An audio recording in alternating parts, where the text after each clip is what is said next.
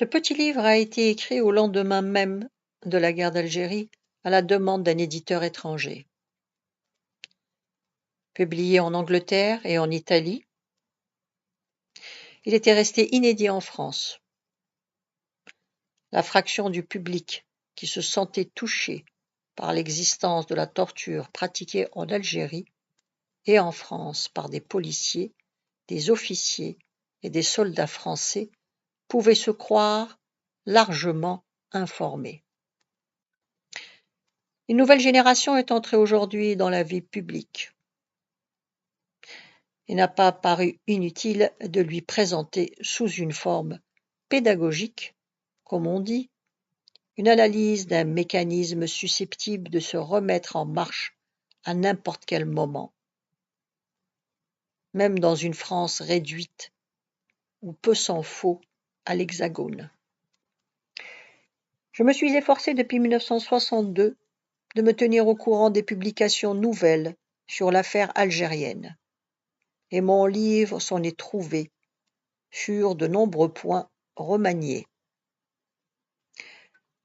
On comprendra aussi que l'auteur ne soit pas obligatoirement en 1972 ce qu'il était en 1962. Ce livre n'est pas un ouvrage d'érudition, mais j'aimerais que le lecteur sache qu'il repose sur une documentation solide et de première main. Un fort volume intitulé La raison d'État, publié en 1962 aux éditions de Minuit, a recueilli et commenté l'essentiel des textes officiels.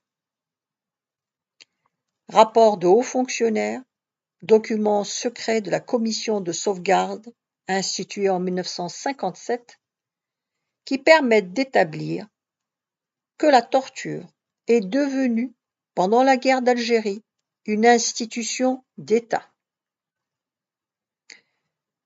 Ces textes et les informations complémentaires qui les accompagnent n'ont fait l'objet d'aucune espèce de démenti. Post-scriptum.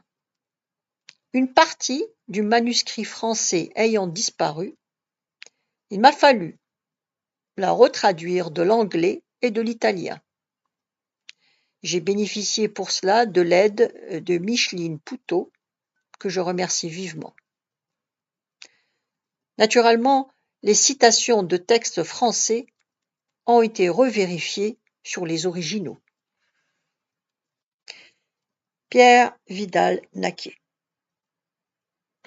La suite demain. Vous pouvez vous abonner.